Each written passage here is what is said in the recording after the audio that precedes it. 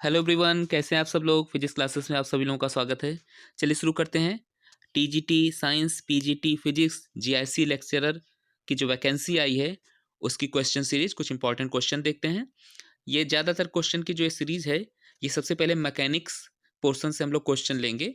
ज़्यादातर क्वेश्चन पिछली परीक्षाओं में जो आए हैं, चाहे वो पीसीएस प्री की फिजिक्स अगर आपका सब्जेक्ट रहा हो, उसमें प्री एग्जामिनेशन में जो क्वेश्चन आए हों, टीजीटी पीजीटी फिजिक्स में जो क्वेश्चन आए हैं, उनको ध्यान में रख के या उन्हीं क्वेश्चन को लेके बनाया जा रहा है। साथ ही साथ कुछ और भी इंपॉर्टेंट क्वेश्चन इसमें ऐड रहेंगे। तो इंपॉर्टेंट सीरीज है। सबसे पहले यूनिट वाइज हम लोग क्वेश्चन सीरीज प्रोवाइड करेंगे। ये मैकेनिक्स पे बेस है क्वेश्चन सीरीज। पहला क्वेश्चन हमारा यहाँ पर है, डायमेंशन ऑफ 1/μ0 ε0 इज। अब यहाँ पे आप लोग जानते हैं कि जो लाइट की स्पीड वैक्यूम में होती है उसको हम डिफाइन करते हैं c इक्वल टू 1/√μ0 ε0, और उसकी यूनिट कितनी हो जाएगी, Lt-1, Lt इनवर्स हो जाएगी। अब यहाँ पर है क्या, 1/μ0 ε0 है, तो स्क्वायर कर लीजिए सिंपली। जब स्क्वायर कर लेंगे तो यूनिट क्या हो जाएगी, L² T⁻²। ठीक है, तो आपका जो ऑप्शन है सी ऑप्शन, ये करेक्ट आंसर है। ठीक है, अगला हमारा क्वेश्चन है, which of the following physical quantity is a scalar. First option आपका करंट है, सेकंड बी ऑप्शन एरिया है, सी मोमेंटम है, एंड डी एंगुलर मोमेंटम है। और यहाँ पर ऑप्शन ए आपका करंट राइट आंसर है। करंट स्केलर क्वांटिटी होती है। ये क्वेश्चन जो अभी तक दोनों बताए गए हैं, ये पीसीएस प्री एग्जामिनेशन में 2010 में पूछे गए हैं। ठीक है, तो करंट स्केलर क्वांटिटी होती है। ऑप्शन ए आपका राइट आंसर है। बाकी सारे क्वांटिटीज जो होती हैं बी सी डी, ये वेक्टर क्वांटिटी हैं।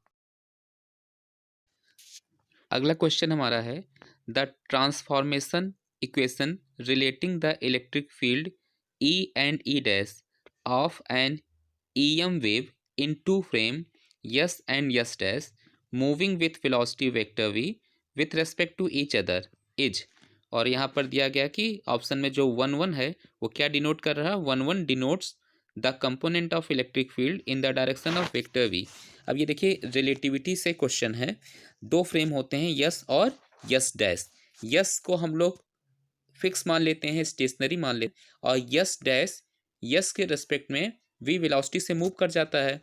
और इलेक्ट्रोमैग्नेटिक वेव की बात की है। ठीक है, तो इलेक्ट्रोमैग्नेटिक वेव लाइट की स्पीड से ट्रेवल करती है। और अगर हम रिलेटिविटी की बात करते हैं, खास करके स्पेशल थ्योरी ऑफ रिलेटिविटी की बात करते हैं, तो जो लाइट की वेलोसिटी होती है वो फ्रेम ऑफ रेफरेंस के मोमेंट पे डिपेंड नहीं करती है। ठीक है, तो इसलिए यहाँ पर जो ऑप्शन बी है, E11-=E11, बी ऑप्शन आपका है वो राइट आंसर है।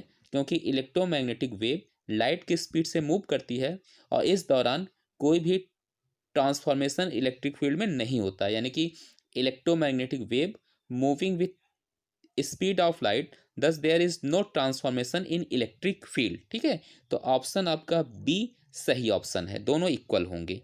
अगला हमारा क्वेश्चन है, normal atmospheric pressure is about 1.01 into 10⁵, यानी कि वैल्यू कितनी दी गई है प्रेशर की, 1.01 गुणे 10⁵। कह रहा, how large a force does the atmosphere exert on 3 centimetre square area on the top of your head. Normal atmospheric pressure कितना दिया गया है, 1.01 इंटू 10⁵ दिया गया है। और कितने एरिया पे फोर्स निकालना है, 3 सेंटीमीटर स्क्वायर पे फोर्स निकालना है। ठीक है, तो नॉर्मल फार्मूला क्या है, pressure equal to force upon area. ठीक है, तो फोर्स इक्वल टू क्या हो जाएगा, प्रेशर इंटू एरिया, दोनों को मल्टीप्लाई कर दीजिए। सिंपली आंसर आपका आ जाएगा 30.3 न्यूटन।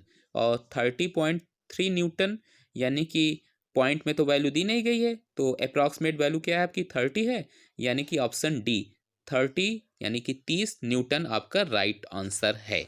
ठीक है, सॉल्व करके इसको देख लीजिए सभी लोग। सॉल्व करते समय सेंटीमीटर स्क्वायर में दिया गया है यूनिट को, तो मल्टीप्लाई करते समय आप लोग देख रहे हैं कि 10⁻⁻4 से मल्टीप्लाई कर देंगे, जिससे सारा एसआई यूनिट में कन्वर्ट हो जाए। ठीक है, तब आपको वैल्यू किस में मिलेगी, न्यूटन में मिलेगी। आपका ऑप्शन डी सही है, तो डी ऑप्शन पे क्लिक कर लीजिए। फिर बढ़ते हैं अगले क्वेश्चन की तरफ। अगला हमारा क्वेश्चन है, weight of a person in A lift is more than the actual wait when the lift is, यानी कि अगर कोई पर्सन लिफ्ट में है और उसका जो वेट है, भार है, वो ज़्यादा कब महसूस होगा। ऑप्शन ए है कि moving upward with a constant speed, ऊपर की तरफ आप कांस्टेंट स्पीड से जा रहे हैं। बी ऑप्शन है एक्सीलरेटेड डाउनवर्ड, यानी कि डाउनवर्ड एक्सीलरेटेड मोशन कर रहे हैं। सी ऑप्शन है moving downward with a constant speed, and option D is accelerated upward, यानी कि ऊपर की तरफ आप जा रहे हैं लेकिन एक्सीलरेटेड मोशन हो रहा है, कांस्टेंट स्पीड से नहीं चल रहे हैं। अब यहाँ पर ध्यान रखिएगा, अगर कोई बॉडी एक्सीलरेटेड मोशन ऊपर की डायरेक्शन में कर रही है, ठीक है, तो वहाँ पे जो वेट हो जाता है वो हो जाता है m इंटू जी प्लस ए, यानी कि दोनों ग्रेविटी, जो ऊपर की तरफ आप ग्रेविटी जा रहे हैं, पर्सन की ग्रेविटी जो है ए और अर्थ की ग्रेविटी जी, यहाँ पर ए आपका जो है वो अपवर्ड डायरेक्शन का एक्सीलरेशन है। ठीक है, तो दोनों ग्रेविटी जोड़ के यानी जी प्लस ए इंटू यम, ठीक है, तो वेट यानी भार आपको क्या होगा, ज़्यादा महसूस होगा। और जब अगर हम डाउनवर्ड डायरेक्शन में जाते हैं, इसी क्वेश्चन में क्वेश्चन और भी जुड़ा हुआ है कि अगर हम लोग भार हमको कब कब महसूस होगा, वेट हमको कम कब लगेगा, तो वहाँ पे सिंपली क्या करते हैं, ग्रेविटी को घटाकर मास से मल्टीप्लाई कर देते हैं। ठीक है, तो यहाँ पर ऑप्शन आपका डी सही है, ऑप्शन डी आपका राइट आंसर है। ठीक है, अगला हमारा क्वेश्चन है, the moment of inertia of a uniform semi circular wire of mass M and radius R about a line perpendicular to the plane of the wire passing through the centre is. यहाँ पर आपका option A सही होगा, M R square. देखिए, moment of inertia से कई question आते हैं, ये तो क्वेश्चन सीरीज है।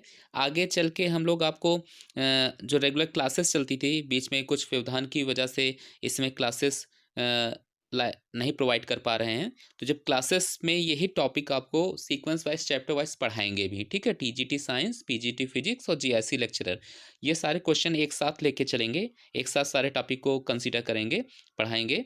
तो वहाँ पर हम लोग मोमेंट ऑफ इनर्शिया जब पढ़ाएंगे तो वहाँ पर हम देखेंगे कि कई सारे केसेस हैं, कई सारी कंडीशन में मोमेंट ऑफ इनर्शिया निकालनी पड़ती है हम लोगों को, और एक क्वेश्चन अक्सर यहाँ से मिल जाता है, एक दो क्वेश्चन तो रहता ही हर पेपर में, चाहे वो पीजीटी फिजिक्स है, पीसीएस प्री एग्जामिनेशन जिसके ज़्यादातर क्वेश्चन इस सीरीज में हमने लिए हैं, या जीएससी लेक्चरर में, कहीं भी अगर आपका इंटर प्लस लेवल है तो आपको मोमेंट ऑफ इनर्शिया के एक दो क्वेश्चन जरूर मिल जाते हैं। तो जब मोमेंट ऑफ इनर्शिया पढ़ाएंगे तो वहाँ पे हम आपको एक टेबल प्रोवाइड कर देंगे, जहाँ पर हर कंडीशन के अकॉर्डिंग वैल्यू रहेगी। आप टेबल से देखकर अपनी वैल्यू को याद कर सकते हैं, लिख सकते हैं, और निकालने का प्रोसेस भी तो बताया ही जाएगा। तो यहाँ पे आपका ऑप्शन ए सही है, यम आर स्क्वायर। ठीक है, नेक्स्ट हमारा क्वेश्चन है, the gain in potential energy of an object of mass M raised from the surface of the earth to a height equal to the radius capital R of the earth as.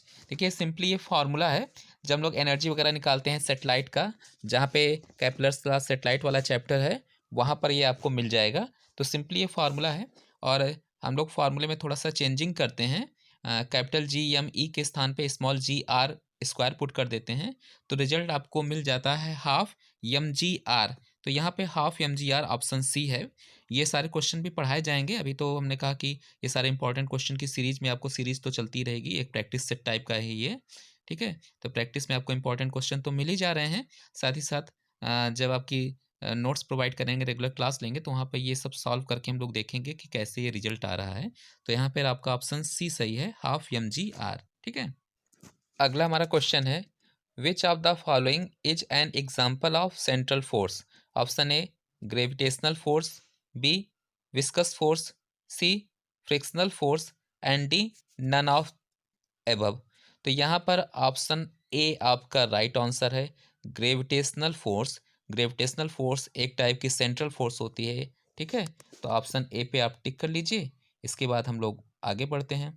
Central force, conservative force, यहाँ से भी question आते हैं, आप लोग पढ़ चुके होंगे कि सेंट्रल फोर्स क्या होती है, एक टाइप की कंजर्वेटिव फोर्स होती है। तो जो फार्मूले, जो कंडीशन सेंट्रल फोर्स के लिए लागू होती हैं वही कंजर्वेटिव फोर्स के लिए भी लागू होती हैं। और यहाँ से भी एक क्वेश्चन रहता है, चाहे वो सेंट्रल फोर्स के नाम से पूछा हो, चाहे वो कंजर्वेटिव फोर्स के नाम से पूछा हो, लेकिन क्वेश्चन बनते हैं यहाँ से। ठीक है, चलते हैं अगले क्वेश्चन की तरफ। नेक्स्ट हमारा क्वेश्चन इलास्टिसिटी से है।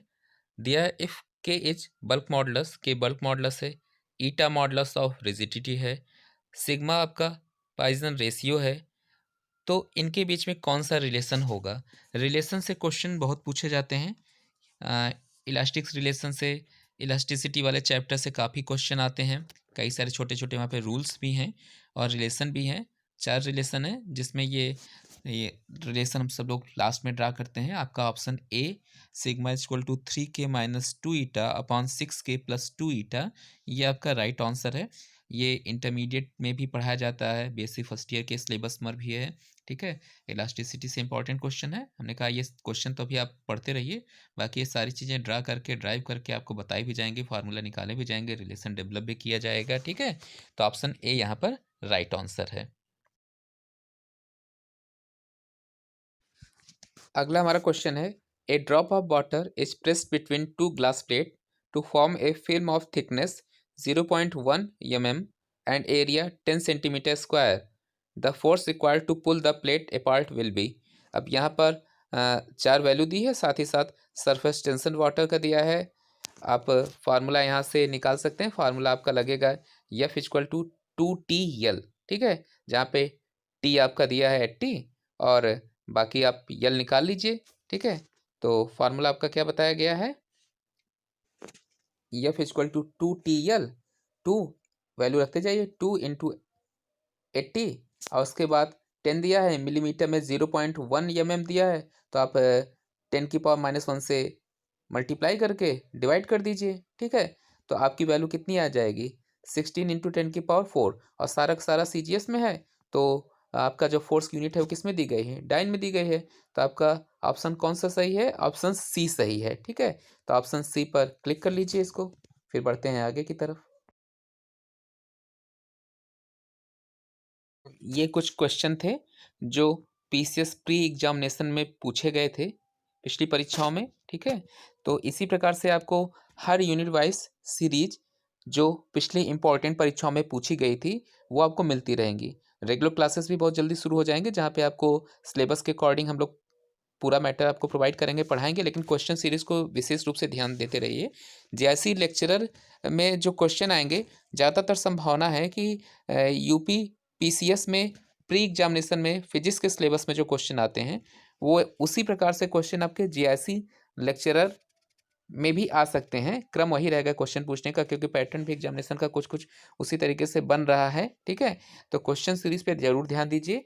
क्वेश्चन सीरीज कोशिश करेंगे यूनिट वाइज दें, जैसे हमने मैकेनिक्स मेंशन किया था, तो इस समय जो भी सीरीज आएंगी वो यूनिट वाइज ही आएंगी। जो जिस क्रम में रहेगा, मैकेनिक्स का रहेगा तो उस पर क्रमांक आपके पड़े रहेंगे, मेंशन रहेगा ऊपर, हीट का रहेगा, थर्मोडायनेमिक्स का रहेगा, इलेक्ट्रॉनिक्स का रहेगा, जो भी क्वेश्चन सीरीज रहेगी वो मेंशन रहेगी।